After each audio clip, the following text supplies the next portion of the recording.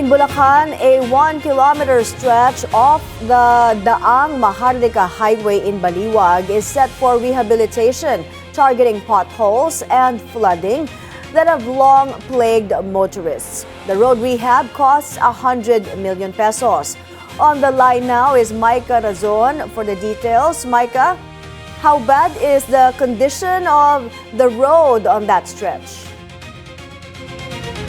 The DPWH has undertaken another Moonlight Road Rehabilitation Project, this time on the pothole and flood-prone portion of the Daang Maharlika Highway in Baliwag City, Bulacan. According to DPWH Secretary Vince Dizon, 100 million pesos is being allocated for the rehabilitation of the 1-kilometer road section, with the project expected to take 11 months to complete.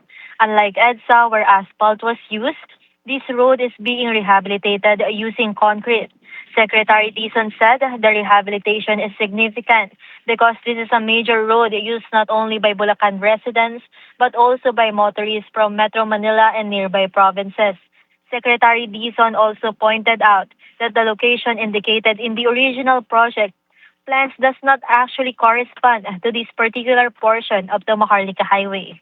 Back to you, Mike. Micah, saan ang original na location at bakit ba inilipat? The original project location was also along the Maharlika Highway. Pero yung parte ng original location ay hindi naman sira.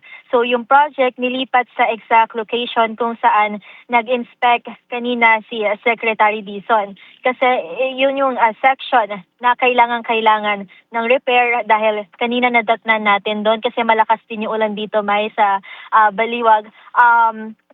Gutter deep na yung baha at sobrang lubak-lubak talaga niya. Malalalim na rin yung mga butas.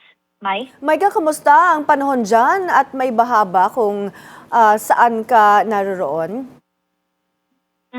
Ayun, May, nandito tayo ngayon sa Baliwag, Bulacan. Gutter deep na dito sa along Maharlika Highway.